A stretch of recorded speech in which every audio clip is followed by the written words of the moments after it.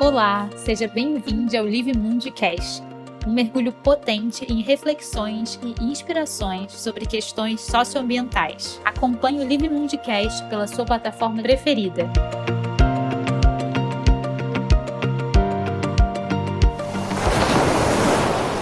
Obrigada, gente. Boa tarde. Obrigada por estarem aqui nesse sábado ensolarado.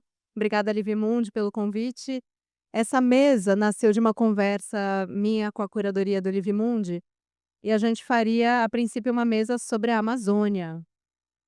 E é um ano importante, né, para a Amazônia. A gente vai ter uma COP lá, mas ao mesmo tempo é um ano da gente negar tudo aquilo que nos enrijece e encurta a nossa visão em relação a esse contínuo ecológico que é o Brasil, a América Latina. A gente corre um risco esse ano de que os olhos para a COP30 se voltem apenas para a Amazônia. E para que haja Amazônia, a gente precisa de todos os biomas, né? O Cerrado tem uma importância que, depois de 15 anos de carreira como engenheira ambiental, foi só depois de 15 anos que eu fui me dar conta do nível da importância do Cerrado para todos nós aqui dessa sala, para todo mundo que é brasileiro, para que a gente tenha qualquer tipo de desenvolvimento que seja, né? E almejo aquele que eu acredito. Eh, e aí eu conversei com uma pessoa que me apresentou uma outra pessoa e que são as melhores pessoas que eu conheço para nos apresentar essa realidade sobre o Cerrado. E elas estão comigo aqui hoje. Dentro do corpo de cada um de nós, bombeia um coração bombeia água na forma de sangue para tudo que é lado, garantindo que cada célula receba oxigênio, nutrientes que precisa para viver.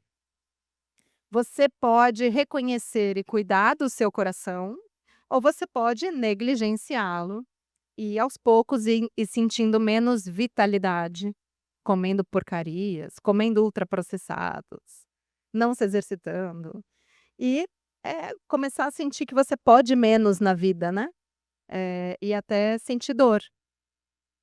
O Brasil não conhece o seu coração.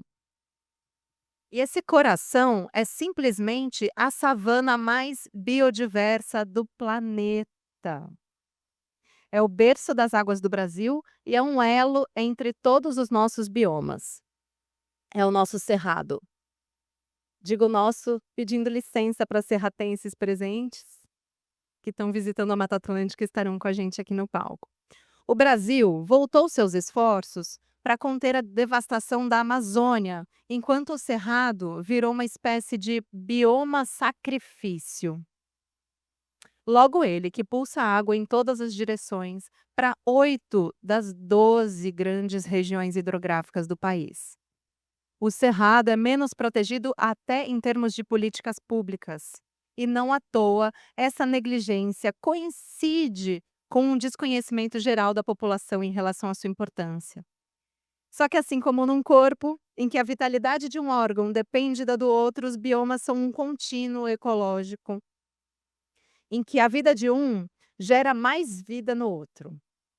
Sem Cerrado não tem Amazônia, sem Cerrado não tem Pantanal. Toda a água superficial que corre para o Pantanal nasce no Cerrado. Isso não é uma força de expressão, é ciência da hidrologia e é observação dos povos ancestrais do Cerrado.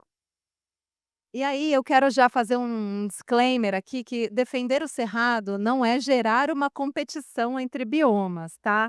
É muito pelo contrário, é aproximar essas lutas, é colocá-las em relação. E a gente está fazendo uma mesa aqui, em seguida da mesa do Baio, a Comolaf, que acabou de nos dizer que a grande questão do planeta, o grande problema do planeta não é o ser humano ou a humanidade, mas sim as lógicas da humanidade. É tudo que nos coloca em relação ou nos tira da relação de forma doentia em relação às outras espécies todas que nos fazem companhia.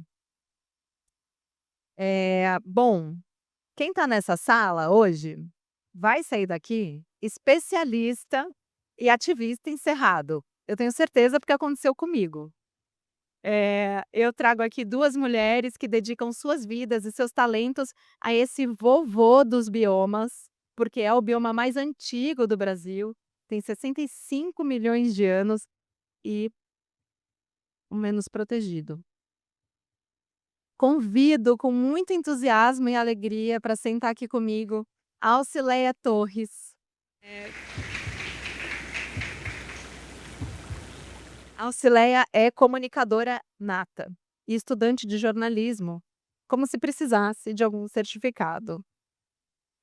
Ela é filha da terra, que guarda uma das cachoeiras mais lindas, e aí estou falando a terra específica, que é o território Calunga. Mas em seus roteiros, como guia de etnoturismo, ela mostra como o esplendor da Santa Bárbara e das outras cascatas anda de mãos dadas com as mais de 50 comunidades do seu povo Calunga, que estão espalhadas entre morros, rios e histórias, entre aspas, que é assim que ela se refere no seu território. Importante dizer que, a Alcileia está no Instagram, e para vocês se tornarem ativistas pelo Cerrado, vai ser importante que vocês sigam a Alcileia, porque ela já conversa com 18.000 pessoas lá. O que vocês estão fazendo fora disso? Não entendi.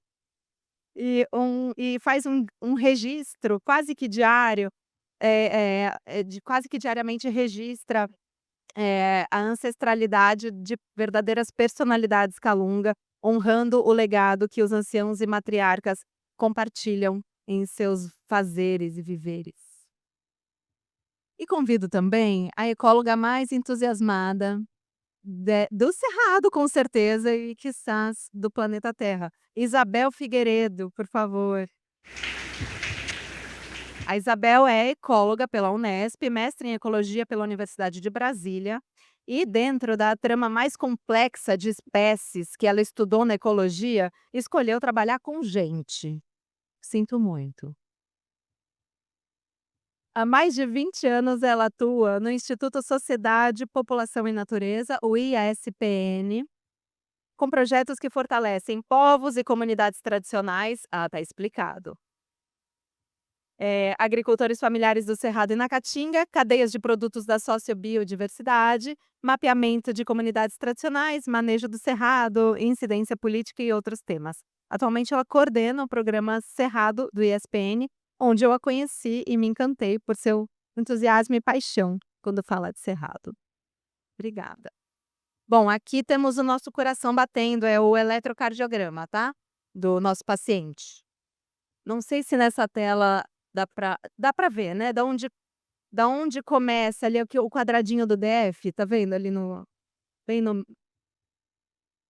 esse é o coração.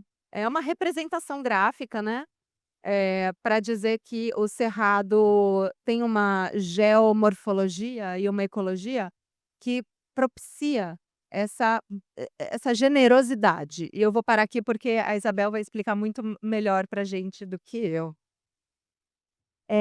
Bom, temos aqui algumas rodadinhas de perguntas, e eu quero começar pedindo para que a Alcileia conte pra gente, já que o Brasil, né, supondo que isso aqui seja o Brasil, é uma bolha, eu sei que vocês são muito mais sábios do que a média da população em geral, principalmente a classe intelectual que desconhece a nossa ecologia e a nossa etnodiversidade.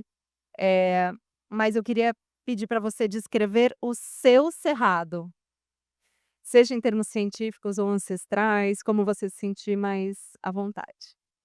Para nós povos e comunidades tradicionais, a natureza em si já é a nossa casa, né. E para eu que estou lá no meio do cerrado, o cerrado é a nossa casa, é onde a gente sabe que a gente tem que cuidar para manter, preservar para as futuras gerações. É dela que a gente tira o nosso sustento, então a gente vive dela e para ela. É sobre essa harmonia que a gente tem, esse conviver harmonioso de saber que a gente vai num pé de fruto, pegar a fruta para a gente comercializar, para tirar a renda, mas também deixar para os animais, deixar lá para cair no chão e se regenerar de novo. Então, o que define o cerrado é que é a nossa casa. Eu acho que faltou eu te perguntar antes disso, o o que é o território Calunga? Se você puder explicar para nós que estamos tão longe.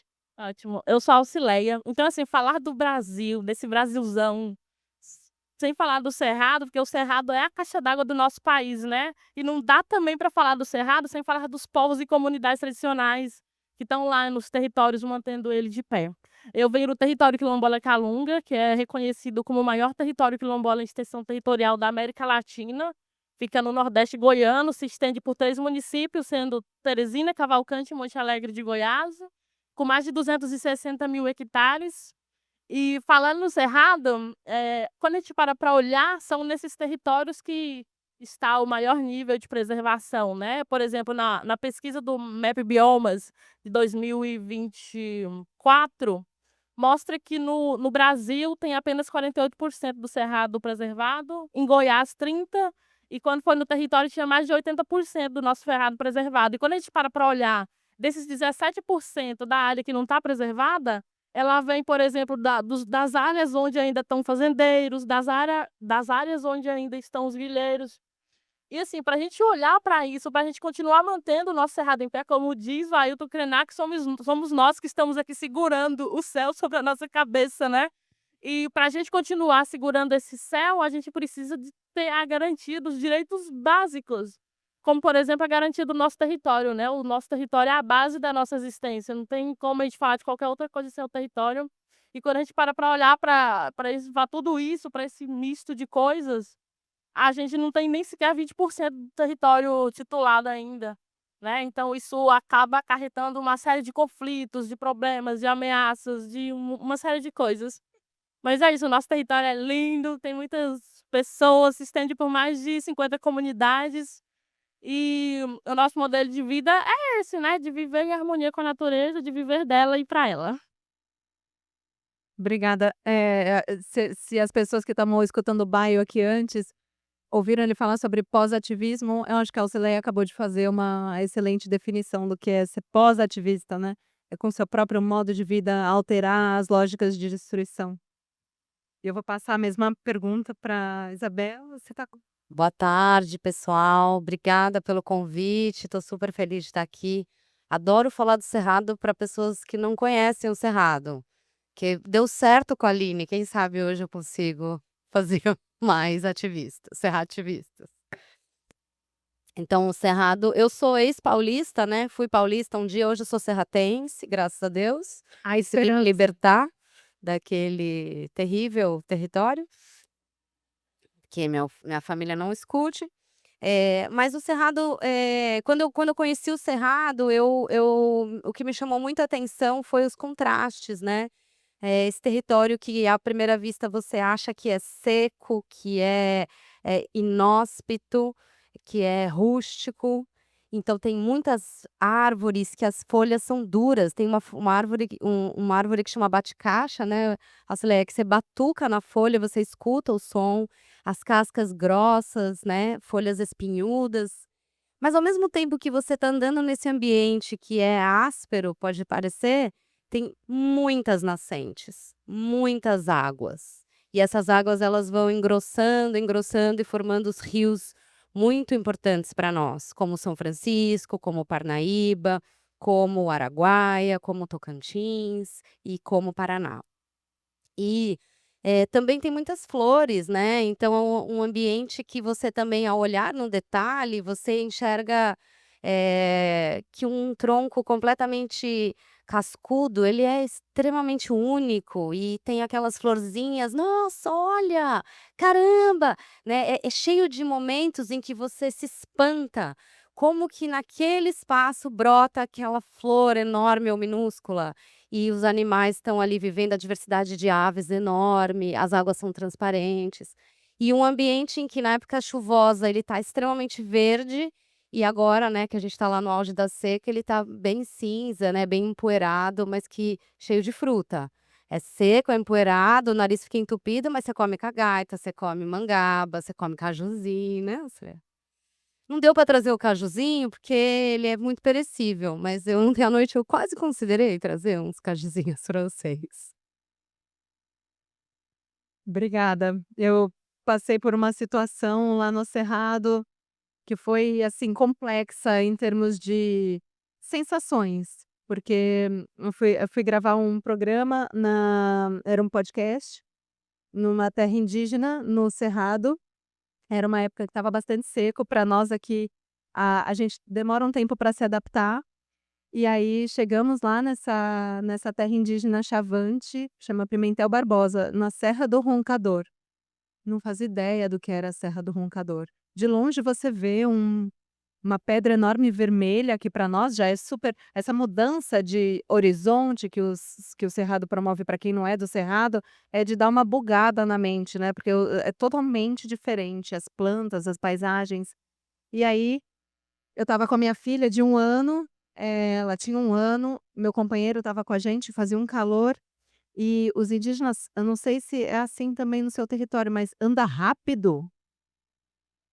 Anda rápido. Vou levar vocês num lugar especial. A gente estava fazendo um programa sobre a rede de sementes do Xingu, que está há 15 anos já, coletando sementes de Cerrado e de Amazônia também, para reflorestar o Brasil inteiro, mas principalmente Cerrado e Amazônia, e as nascentes do Xingu. Então eles falaram que a trilha era rápida, mas as distâncias lá também são bem diferentes das nossas. Então não sei, perdi a noção do tempo, mas andei, ó. Andamos rápido, tentando fazer pergunta enquanto andava, quase botando os bofos para fora.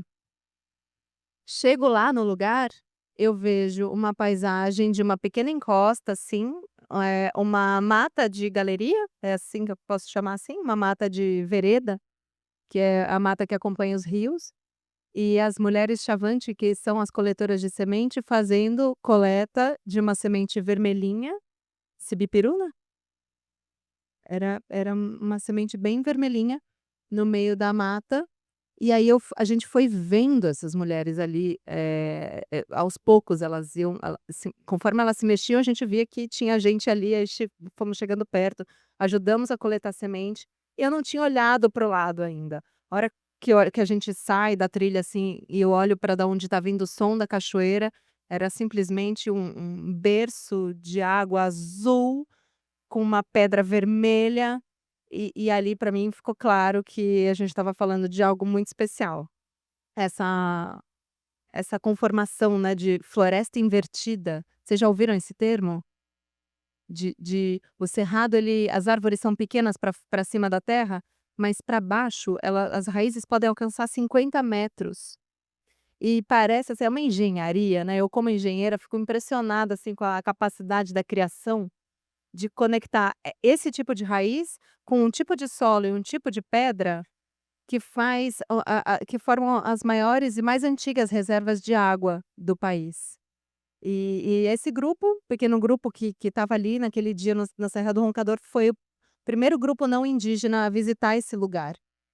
Então, quando você fala para mim que seu modo de vida do seu povo preserva Cerrado, eu entendi naquele dia do que vocês estão falando, né? E ter titulação de território quilombola firme, né? Juridicamente firme, é você aceitar que a principal tecnologia que a gente tem para garantir nosso futuro é o modo de vida dos povos tradicionais do Brasil. Com isso, eu queria abrir o segundo bloco de perguntas, perguntando para nossa turma lá de trás se vai ser possível mostrar o vídeo Paranã do canal da Silé.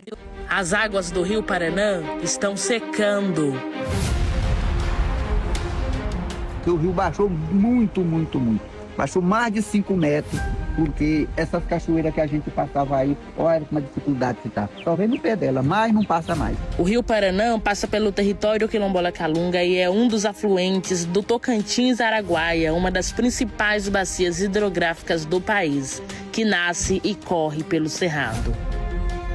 E nós estamos falando de um rio que passa pelo território que é referência em preservação, mantendo mais de 80% do Cerrado em pé. 34 anos que eu faço essa linha aqui no rio. A primeira vez a gente buscava as coisas, buscava merenda, buscava o material para fazer um colégio. Os impactos do aquecimento global, da crise climática, estão por aí a todo vapor. Só não vê quem não quer.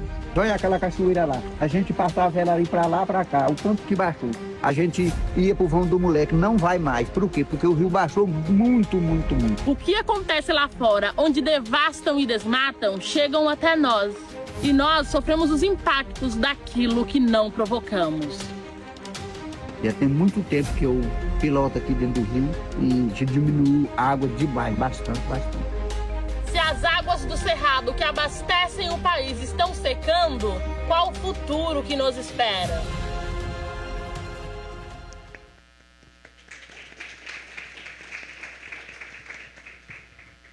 Eu queria pedir para vocês comentarem esse vídeo, dizendo por que é tão urgente que o Brasil conheça visitando, mas reconheça o Cerrado como essa potência, para o nosso futuro.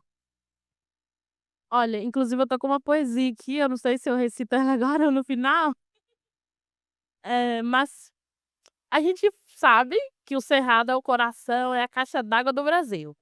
Mas aí, por exemplo, o dia que eu fui fazer esse passeio no Rio Paraná, que passar lá no território, aí o canoeiro tem 34 anos que ele faz esse passeio lá. E quando a gente chegou lá num determinado local, antes a gente viajava pelo funil, antes de ter estrada na comunidade, né? Todo mundo viajava a pé ou a cavalo. E aí, e de canoa também. Inclusive, quando teve o primeiro colégio na comunidade, os materiais foi pela canoa, que inclusive ele falou no vídeo.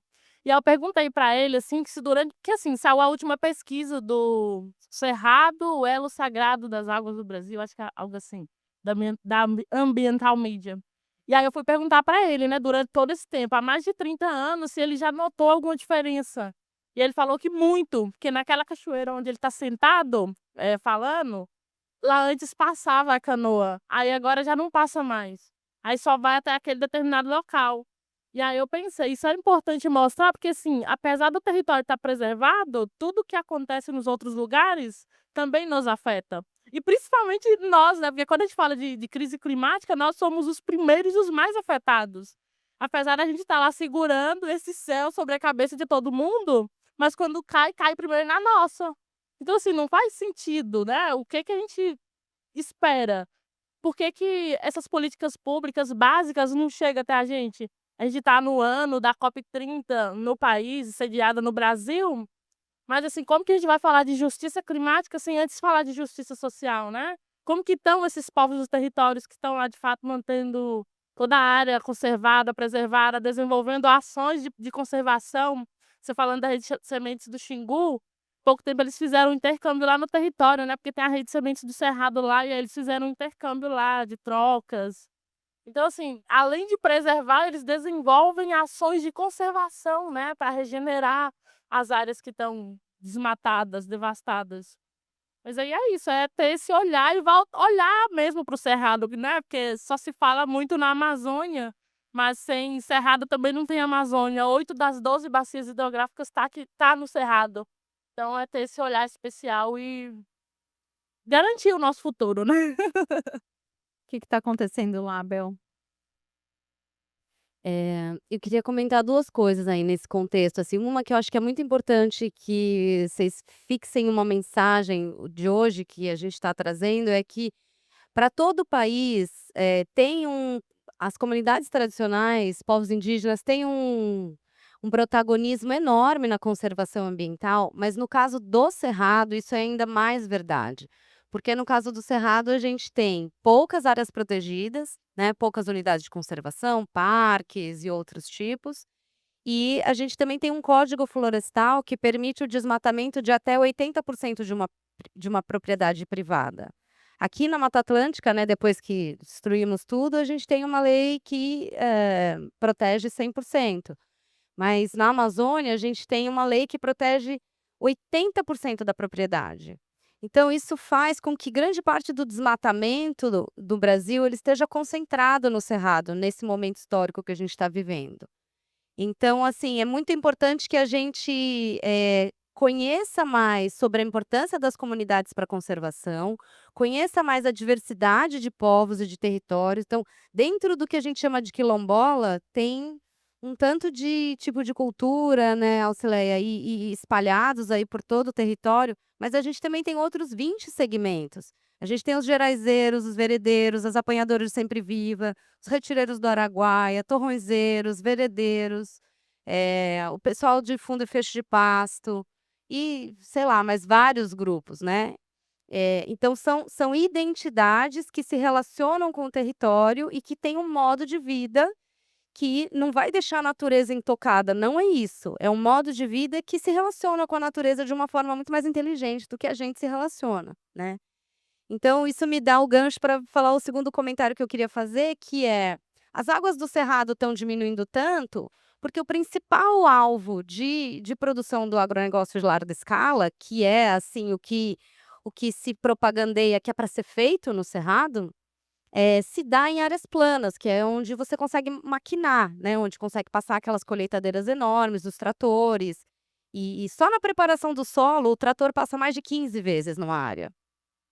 Então a gente está pegando áreas planas, que são as áreas altas.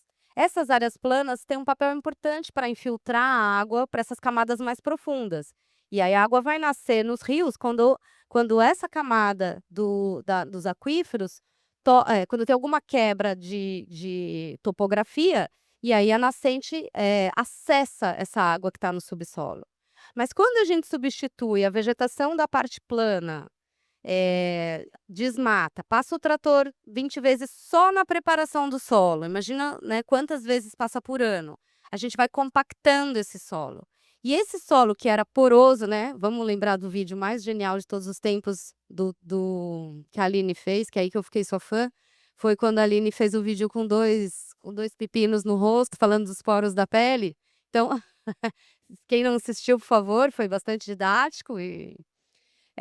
Então esses poros do cerrado, esses solos que são muito profundos, que têm como avenidas para a água essas raízes de até 50 metros, passa a ser tapado. Então é como se o solo tinha vários canudinhos, né, o subsolo tinha vários canudinhos para tomar a água da chuva, e você tapa todos esses canudinhos, né.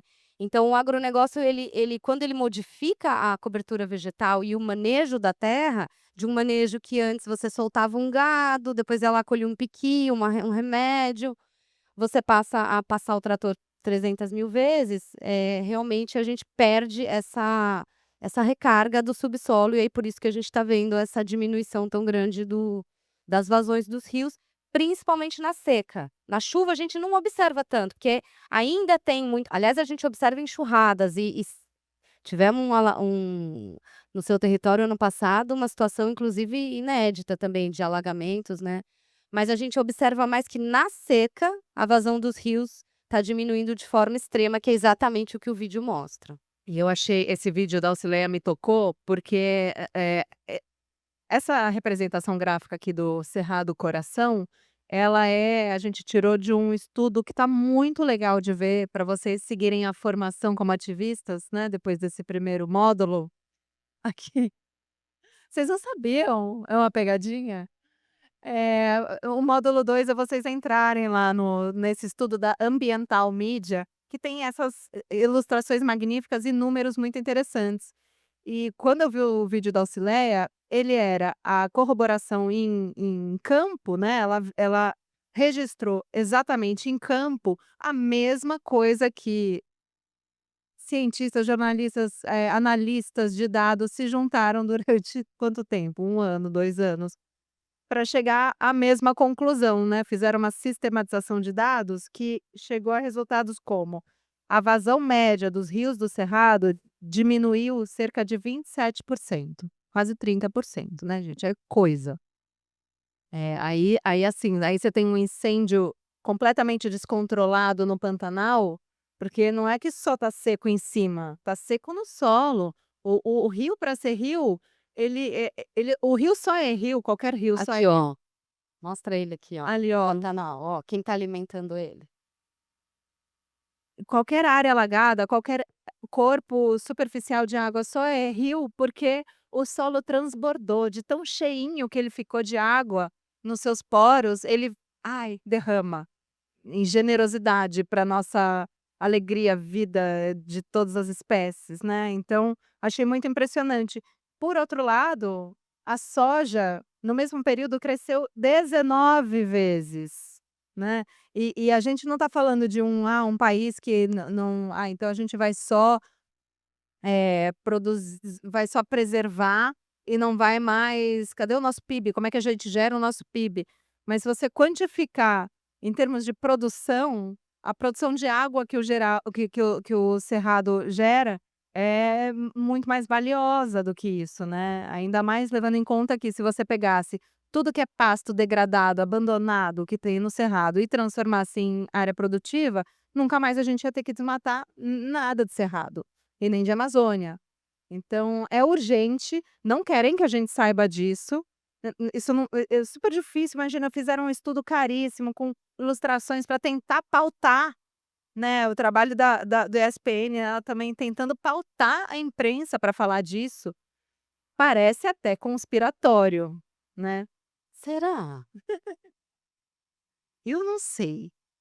E com isso entramos no terceiro bloco, que é uma outra conspiração, é a nossa, né, a gente tem que fazer a nossa conspiração também. Tá acontecendo um verdadeiro levante serrativista.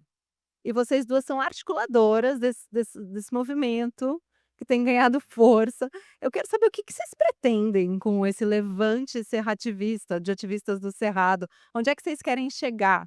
Vocês acham que o cerrado, talvez, possa mudar a narrativa do Brasil, assim, de invisibilidade a protagonista?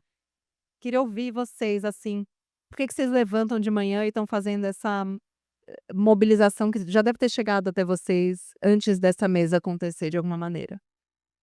Eu acho que a gente está dando alguma chance de futuro para nós, assim, né, o que a Alcileia fala no vídeo, assim, se a gente não tem água, a gente não tem muita chance de futuro. E aí não é só a gente que está lá, né, alcança também quem está no sudeste, quem está no sul, quem está no norte, quem está no nordeste, porque a segurança hídrica do Brasil depende do cerrado e energética também. Então se você for olhar as principais hidrelétricas do Brasil, que são as hidrelétricas lá do São Francisco, que é Sobradinho, Xingó, Paulo Afonso, o Itaipu, Estreito e no Tocantins e Belo Monstro. Todas essas hidrelétricas, elas dependem, e eu citei só algumas, dependem das águas que nascem no cerrado. Para as águas nascerem, elas precisam ter esses sistemas funcionando, né. Então, e hoje o nosso sistema elétrico, ele é energético, ele é todo integrado. Então não é: "Ah, não, a energia aqui no Rio, ela é gerada no Rio". Não, é tudo integrado. Então, e tá esquentando. Então você imagina a gente ter um apagão de madrugada, desliga todos os ar-condicionados de todas as casas, de uma cidade como o Rio, quando tá amanhã, que vai estar 34 graus, né. Então, assim, afeta a nossa vida, mas afeta também todo o sistema climático, né. Então, aquele momento em que São Paulo ficou escuro de dia, acho que foi em 2022, se não me engano, aquilo era fumaça vinda do Mato Grosso, né, de Rondônia, que chegou em São Paulo. Por quê? Porque tem os rios voadores. Então, a gente precisa ampliar essa compreensão de que: "Ah, não, tá tudo bem, a gente vai proteger a Amazônia, então a gente pode produzir aqui no Cerrado". Todos os ecossistemas são integrados. É um raio de um planetinha só, né, gente. Então não tem parede, não tem como fechar a janelinha. Então o que acontece num lugar, ele reverbera no outro. Então com o levante serrativista, eu acho que, é levantar a voz do cerrado, né, e que com essa voz do cerrado também venha a voz dos ecossistemas não florestais, que a gente compreenda a importância da caatinga, a importância do pampa, todos os ecossistemas têm importância igual. Esse florescentrismo, né, esse biomismo, esse vício em que só floresta, no imaginário é só floresta. Então, se você vai numa meditação e a mulher fala: "Imagine-se na natureza", aí é floresta densa. Você pode se imaginar no mar, você pode se imaginar, né, no oceano, você pode se imaginar numa vereda. Aliás, eu trouxe lindas fotos, eu não sei se a gente pode projetar elas, para vocês também viajarem conosco nesse imaginário. Mas então é isso. E é como a Aline falou, é importante que a gente não tenha não existe essa competição, né, entre os ecossistemas, é uma questão da gente mesmo compreender a integração, a interação entre os biomas, e que a gente não, o momento em que um ecossistema colapsa, vai reverberar nos outros, né, e a própria Amazônia, a porção toda a margem direita ali, né, as nascentes de toda a região sul da região amazônica tem muita contribuição do cerrado. E o Pantanal 100% dependente do cerrado, gente. O Rio São Francisco 100% dependente do cerrado. Quando ele entra na Caatinga, ele perde a água. Então, assim, é questão da vida da população e é questão também é, de respeito aos povos que estão nesse território, né? Então, essa é a minha perspectiva, mas a perspectiva da Auxileia que mora lá talvez seja ainda mais profunda do que essa que eu tô falando, né? Porque tem toda a questão da ancestralidade também, né? Então, te passo para ti, Auxileia. Lá no curso de serrativismo, a gente chama de mulheres pocantes. E aí, né, quando eu fui selecionada, eu fiquei tão feliz, porque assim, é uma oportunidade de nós ecoarmos as nossas vozes para além das comunidades. Que assim, a gente está lá no território falando, é uma coisa, a gente poder ir em outros espaços e fazer incidência política é totalmente diferente. Que a gente vai sensibilizar quem de fato tem o poder de fazer e de mudar alguma coisa, né? Porque a gente só gritando, a gente tá lá gritando o tempo inteiro, né? Há quantos séculos, na verdade. E aí, tendo essa oportunidade de estar no serrativismo é de ecoar ainda mais e de nos fortalecer também, como mulheres serrativistas e pocantes. Pocantes. Pocante, com P. Pocante é um termo que a turma do Norte de Minas que trouxe, não foi, Auxileia?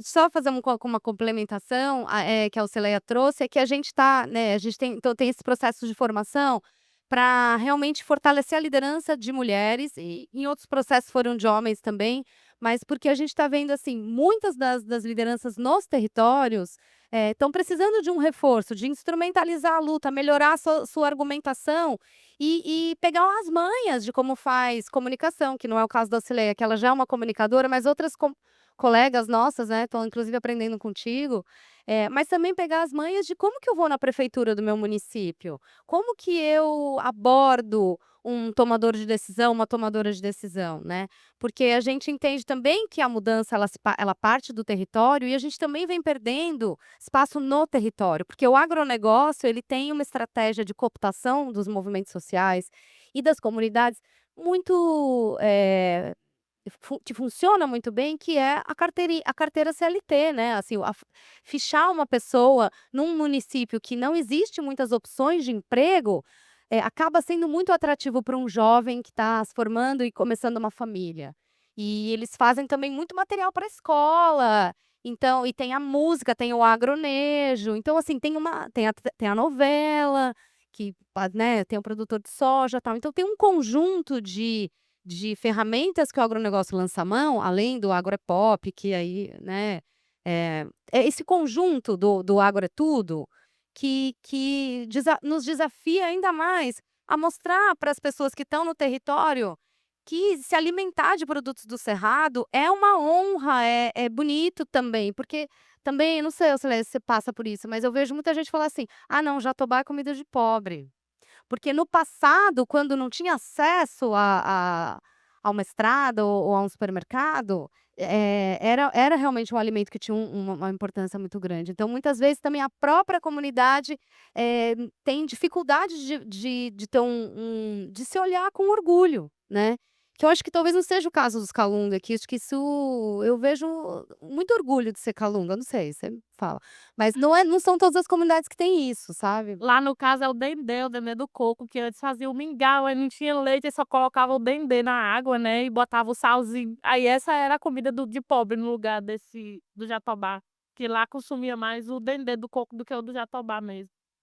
Eu vou aprendendo cada vez mais, assim, e vendo que o buraco é mais embaixo, porque é tudo uma grande teia cultural mesmo, né? E tem uma complexidade imensa quando você pega um segmento que tem investimento infinito e tem realmente um plano de mudança cultural de um povo para que isso favoreça, né, o próprio crescimento. A gente precisa mesmo desse fortalecimento de base. E aí eu queria aproveitar e te perguntar, Auxileia, como é que você está vendo essa estruturação dentro do território Calunga, que é a sua maior experiência? Como é que essa estruturação já dá frutos? E como é que quem está aqui, ou enfim, quem quiser conhecer esse cerrado? Porque comprar uma passagem para Chapada é fácil, né? Mas como é que conhece o cerrado de dentro, a partir disso que está acontecendo lá? Olha, inclusive através do serrativismo, que tem o projeto individual, né, e aí o meu é fortalecer o afrofuturismo, que é exatamente o etnoturismo que você mencionou. Porque quando eu fiz o meu curso de guia, que geralmente o pessoal só quer guiar para as cachoeiras, só para as cachoeiras e esquece o lado que na verdade é também o mais importante, porque assim, quando a gente fala de natureza, a gente está falando de cultura, não tem como a gente falar do modelo de vida que a gente tem sem falar da cultura, porque o que nos leva a preservar, a conservar é a nossa identidade cultural, né. E através desse projeto individual, eu estou desenvolvendo o meu, que é o turismo cultural Vão de Alvos, que é para conectar as 2 coisas, né. Natureza e cultura, elas não estão separadas, a gente olhar o turismo para além das cachoeiras, mostrando os festejos tradicionais, e isso fortalece de tal forma que assim, o território ele tem mais de 50 comunidades. O turismo mesmo, ele só está na comunidade Engenho 2, que é onde está a Santa Bárbara. Aí o pessoal só olha para lá, só para o Engenho 2. E aí, né, dentro dessa proposta, aí eu olho para as outras comunidades que têm os festejos tradicionais e que as pessoas podem ir fazer esse passeio de canoa, por exemplo, pode ir tomar banho de rio, não é na cachoeira, mas é no rio. Então, assim, é conectar isso e Comer, isso né, Cileia? Comer, por favor, porque comida lá é, pelo a amor de Deus. culinária, né, eu tomar um suquinho de caju, que inclusive nós estamos na época do caju, o pessoal tá lá na colheita já, caju, mangaba, piqui, baru, baunilha, tudo de bonito, de gostoso que a gente tem no cerrado. E fortalecer principalmente a juventude, né, porque como o Bel mencionou, às vezes não, sempre, a gente é forçado a sair do território, porque se a gente não tem alternativa de se fortalecer lá, de gerar renda, o que que faz? Sair, o êxodo rural, aí a maioria sai, vai trabalhar em fazendas, em Alto Paraíso, Segunda Aliança mesmo está cheio, né. E aí, se a gente tem essas perspectivas de mostrar para eles que eles podem conseguir renda e se fortalecer, principalmente lá na própria comunidade, desenvolvendo o turismo de base comunitária, vai gerar renda e vai nos fortalecer enquanto povos mesmo. Essa conversa me deu fome, eu queria perguntar se a gente tem castanha de baru Deixa eu ver. e será que eles estão merecendo? Posso fazer meu call to action? Sim. Minha chamada para ação, né, que eu andando com esse pessoal da comunicação, né, toda vez a gente fala: "Ah, vamos fazer uma campanha sobre o cerrado", aí e qual é o call to action? É difícil, não é fácil, né, assim, o que que a gente vai fazer, né.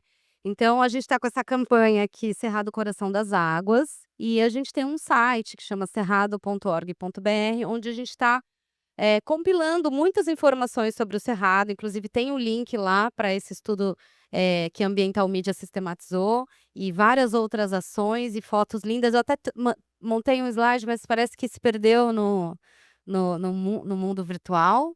Eram umas só fotos lindas para vocês irem viajando. Então, lá no cerrado.org vocês podem viajar. Então, meu pedido para vocês é: eu não vou pedir para vocês serem veganos, porque nem eu mesma sou, mas é verdade que o principal indutor do desmatamento no mundo é a produção de carnes e de vegetais para alimentar esses animais. Mas não vou entrar nessa seara, né, nós que estamos na cidade, porque quem está na roça come uma carne bem mais saudável que a gente. Mas eu acho que o importante é conversar sobre o cerrado, né, leve a palavra do cerrado, você também, né, faça o seu terceiro módulo, não, o segundo, né, faça o seu segundo módulo de modo independente, converse com as pessoas sobre o cerrado, visite o cerrado, mas visite da perspectiva também das comunidades, busque iniciativas de turismo de base comunitária, que já tem vários territórios indígenas e territórios quilombolas. Faça turismo também com esse olhar. E, por fim, coma cerrado. E aí, né, aí coma cerrado a gente trouxe que um módulo 1,5. Porque daí é que nem o chip da vacina do Covid, sabe? Ou quando você come um baru, o cerrado entra em você. Só que aqui não é fake news, aqui é de verdade. Então a gente vai fazer cerrado entrar em vocês. Talvez vocês sintam aí umas águas pulsando, umas coisas estranhas. Pode abrir os pacotinhos e rodar, né, pra gente compartilhar esse lanchinho maravilhoso. Eu queria passar a palavra para as nossas convidadas, fazerem palavras finais. Enquanto isso, vocês já vão fermentando perguntas aí para fazerem também, porque a gente tem 10 minutinhos de perguntas, tá? Bel, quer fazer seu recado final?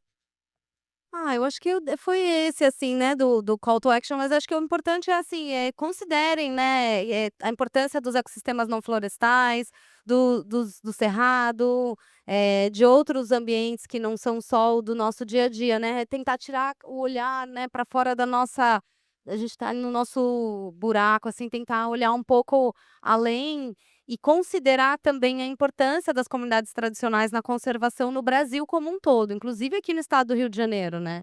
Esse protagonismo das comunidades, acho muito importante isso, para a gente ter uma maior compreensão da sociedade sobre o próprio Brasil, a gente conhecer mais o próprio Brasil, né. E foi realmente, talvez a gente devesse ter esperado um pouco mais, a Aline tá causando Não, nossa. virou recreio, né. Não vai ganhar o certificado. Obrigada, Bel, Cileia. O meu recado vai ser a poesia, então. A poesia, gente. E aí, será mesmo que vocês conhecem o Cerrado?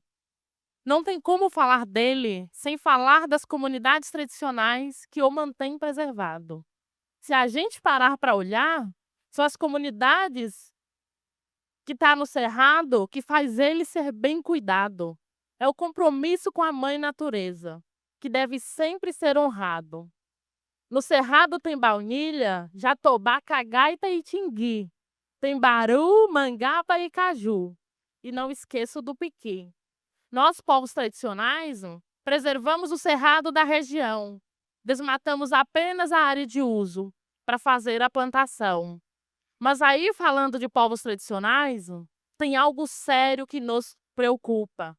Nos espaços de decisão, a nossa voz quase nunca ocupa. Não é porque falta querer, é porque somos excluídos. Mesmo sendo guardiões da terra, nós não somos ouvidos? E os territórios que são nossos continuam a nos negar. Lideranças são brutalmente assassinadas. E aí eu pergunto, quando é que vão parar?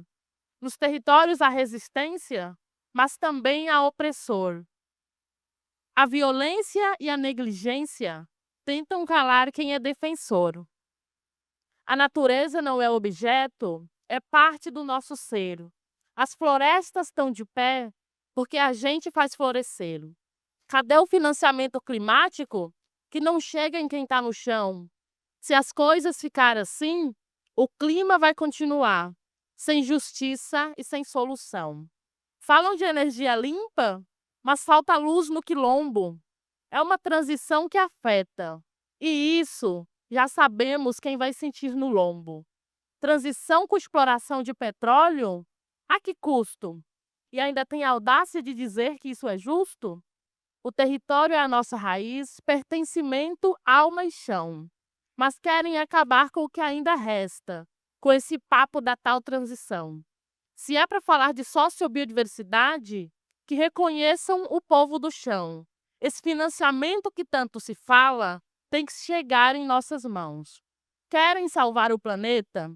Então façam algo, porque o tempo não espera. A resposta não está na caneta, está no povo que mantém a raiz dessa terra.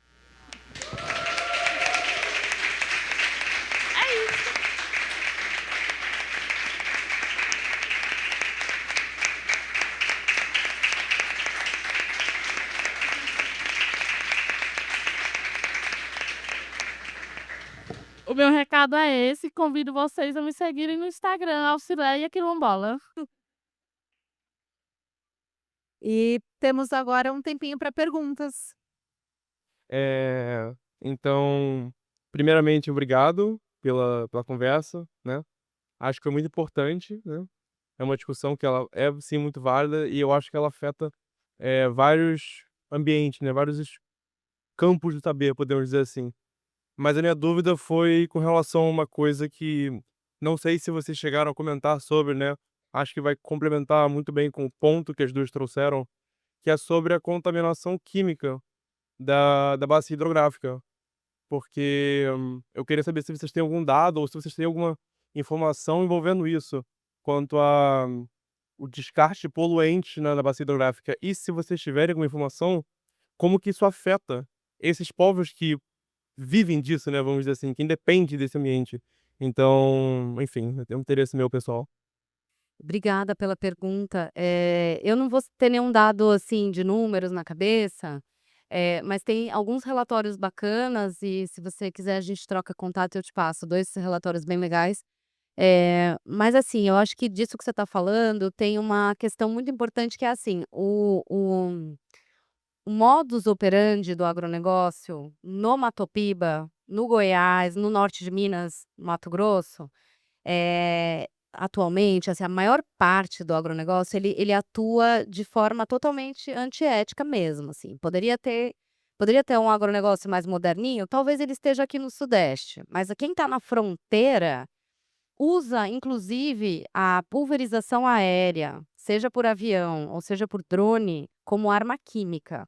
Então a gente tem vários relatos do avião fazendo uma manobra em cima do território da comunidade, em cima da morada das pessoas ou em cima da roça das pessoas, e do drone, que aí ele é mais silencioso, né, ele é mais sutil, você não vê, do drone ir mesmo para fortalecer a expulsão. Por quê? Porque muitas áreas que estão sendo ocupadas pelo agronegócio no Mato Piba, principalmente, né, Maranhão, Tocantins, Piauí e Bahia, são áreas de terras griladas, né? São terras públicas que não foram arrecadadas pelo Estado, que são ou eram ocupadas por povos e comunidades tradicionais há várias gerações, no entanto, sem o papel da terra. Então, a questão fundiária, quando a gente quer falar de conservação do cerrado, a gente tem que entender um pouquinho da questão fundiária. Mas é um outro universo, é meio chato, inclusive, de conversar sobre isso. Mas então, um dos caminhos do agronegócio expulsar quem está ali usando aquela área, que conhece, que dá nome para todos os rios, todas as veredas, todos os morros, todos os paus, é a contaminação química. Então, isso é um instrumento de violência, um instrumento de expropriação territorial bastante utilizado. Mas mesmo quando não é, né, a gente tem a falta de boas práticas sendo empregadas em muitas fazendas, que a gente vê muita erosão. Então, junto com a erosão do solo, vem os agrotóxicos também. E a gente sabe que, assim, o Brasil é o país que mais liberou semana passada mais um pacote de vários agrotóxicos que são proibidos em outros países, né? E a gente aplica uma quantidade de agrotóxicos muito maior do que em diversos outros países também. Então, a questão da contaminação, ela é um pouco sistêmica, assim, a gente está observando em todas as bacias hidrográficas. E a questão é tão séria que a pesquisadora, que eu não vou lembrar o nome agora, do Sul, que era a grande referência no tema, ela precisou ser exilada em outro país. Larissa Bombardi. Ela precisou sair do país porque ela estava ameaçada de morte. Então, assim, não é um tema gostosinho de conversar, né? Mas ocorre de grande intensidade no Cerrado. Você quer falar algo sobre isso? Lá na Chapada dos Veadeiros, em São João da Aliança, há pouco tempo tinha muitos peixes morrendo lá no rio por causa disso. E aí o pessoal lá da comunidade é do Quilombo do Porto, inclusive uma comunidade quilombola também. Tava reclamando e assim, não tem o que fazer, né?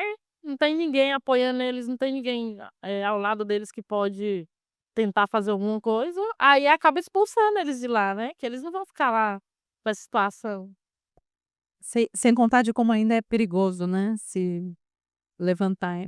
Os índices de câncer em várias cidades, né? Esses dias a gente estava no Encontro dos Povos do Cerrado e o pessoal estava contando em Correntina, na Bahia, os índices de câncer muito altos.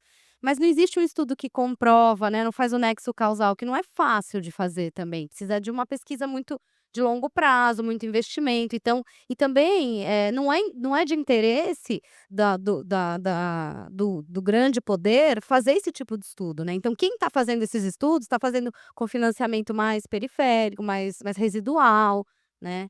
Então, realmente, mas a gente precisa de quem trabalha com o tema, a gente precisa de pesquisas mais robustas para tentar entender isso e ver como está sendo sistêmico, né? E os órgãos ambientais apoiam muito o agronegócio, né? No caso do Cerrado, Goiás, Mato Grosso, Minas Gerais e Mato Piba, Tocantins também, todos, gente. Eu vou citando, acho que a gente não tem nenhum. Todos esses estados, os órgãos ambientais estão cooptados pelo agronegócio e têm os próprios órgãos ambientais como aliados. Então, por exemplo, o estado da Bahia, ele inventou um licenciamento por adesão. Aliás, o PL do licenciamento nasceu na Bahia. Então, eu anoto aqui que eu informo o que eu vou fazer e é por adesão. Então o governo quase que automaticamente já aceita que você possa fazer esse empreendimento, né? Então, realmente a gente tem os governos estaduais não estão atuando como deveriam na proteção da sociedade contra agrotóxicos e contra o desmatamento e protegendo os territórios, que, aliás, daria todo um outro debate sobre a questão territorial dos povos e comunidades tradicionais. A gente vê na consequência na política pública do Aurélio da devastação. Não, achei que você ia falar que era o módulo 5 já, isso. Não, total. A gente pode colher assinaturas aqui para fazer um abaixo-assinado para elas virem dar um curso completo para gente. Próxima pergunta? Bom, queria, Denise, do Mutirão Agroflorestal, queria parabenizar demais o evento pelo tema e essa mesa dessas mulheres maravilhosas, né, que nos trouxeram essa dinâmica do Cerrado. Eu queria trazer, primeiro também trazer que essa poesia da Alcilene tem que estar em todas as escolas, em todos os lugares para ativar. Acredito muito, vocês passaram muito pelo tema da cultura, né? E eu, justamente, eu sou do Rio, mas atuo muito numa borda ali do agronegócio, que é o começo do Planalto Central, na transição Mata Atlântica Cerrado, que é o norte de São Paulo. E vejo muito isso adentro, quando a gente vai para Brasília, Mato Grosso, de carro, é só isso, né? O cerrado devastado, o agronegócio, e a gente vê a cultura ali do boi, né, do sertanejo, enfim. Então, a coisa cultural, as poesias, né? Eu acho que a manifestação cultural ela tem que ser trabalhada nesses lugares. Mas eu ia trazer 2 temas que são bem polêmicos e, enfim, né? Um é a questão do fogo, que há uma compreensão. Algumas pessoas trazem, e até gente até da área ambiental, que o fogo é inerente ao cerrado, o fogo é uma característica, enfim. E eu acredito que é uma falsa narrativa e é péssimo para a gente pensar que o fogo é bom para o cerrado, vamos dizer assim, né? Porque, alô? A gente vê que é uma destruição, que é sempre um arraso, né? O fogo, 10 casinhas, 20 casinhas, 100 casinhas para trás, no ponto de vista da sucessão ecológica e tudo.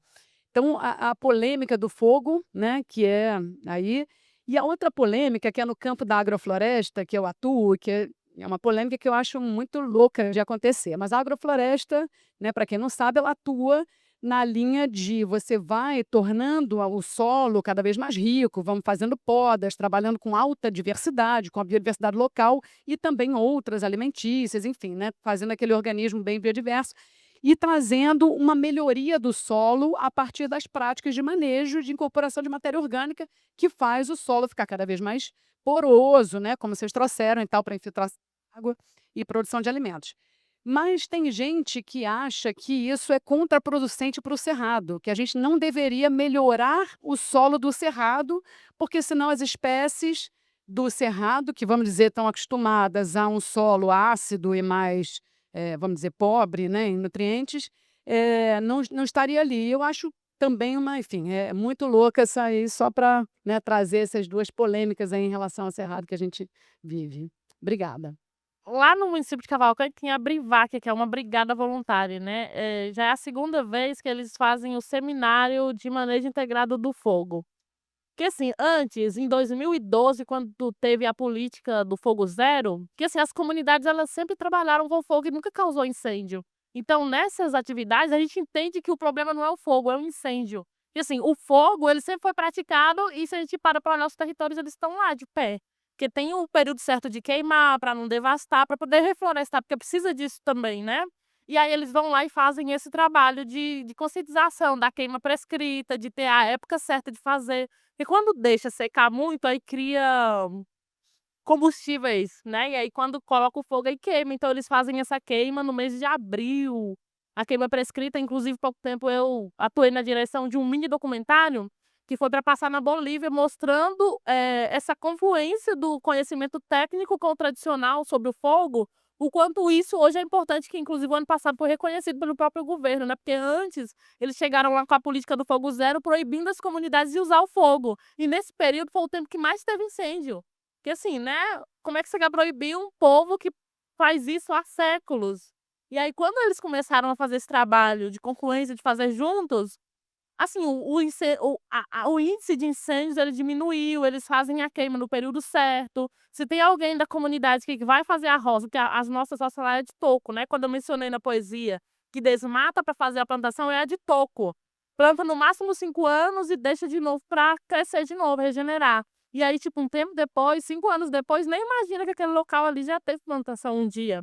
Então, quando vai fazer a roça, precisa colocar o fogo. Então, hoje eles desenvolvem esse trabalho juntos e quando alguém vai fazer a roça, precisa colocar o fogo, chama os brigadistas, eles vão lá e fazem esse trabalho junto. Então, assim, essa questão do fogo é mostrar que não é o fogo o problema é o incêndio. Saber usar o fogo como a gente sempre usou não vai causar problema nenhum.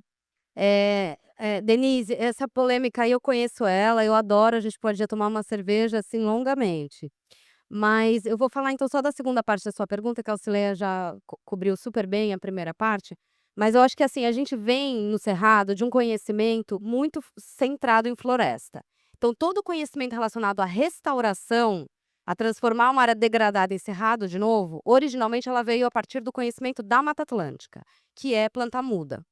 Quando a gente desenvolve no Cerrado a nossa própria tecnologia de restauração e a gente observa que a maior parte do componente de um cerrado sentido restrito, de um cerrado típico, é ervas, arbustos e capins, a gente passa a fazer restauração por semente. Por que eu estou falando isso? Porque usar a agrofloresta como sistema produtivo para recuperar uma área que está degradada em área produtiva, para produzir alimentos, para reduzir erosão, para qualquer finalidade dessa, é maravilhoso. E se virar uma floresta depois, tudo bem. Você está manejando a paisagem. Mas se você quiser se você disser que você vai usar uma agrofloresta para recuperar um campo nativo, aí eu não consigo concordar, porque a restauração ecológica, você precisaria devolver a composição florestal, a composição florística original. E não é todo o ambiente de cerrado que, se você excluir o fogo, ele vira uma floresta. Porque a composição, aquela diversidade sempre vivas, se você transformar um campo em floresta, a gente vai extinguir as sempre vivas, o capim dourado, né? Então é uma polêmica que se a gente esmiuça ela um pouco mais, ela deixa de ser polêmica, né? Que também a gente tem os coleguinhas que curtem a polêmica, né? Mas sim, mas também tem um pouco a ver com o fato da gente querer firmar o espaço do cerrado, dos ecossistemas não florestais. A gente também precisa que a sociedade valorize campos, valorize o Pantanal, valorize o Pampa, valorize o campo úmido, o sentido restrito, é ralo do ponto de vista florestal, é ralo. Mas é uma diversidade biológica enorme e tem animais que vivem no ralo. Uma perdiz, ela só vai viver ali. Se ali virar floresta, a seriema não vai querer, a ema não vai querer, a perdiz não vai querer, o galito não vai querer. Então, a gente tem que entender que no caso do cerrado, que é um mosaico que vai de aberto até florestas enormes, a gente vai ter uma fauna associada também, né? Então, é importante a gente garantir que também, onde é para ser um campo, que se a gente for fazer uma restauração, o campo tem seu valor.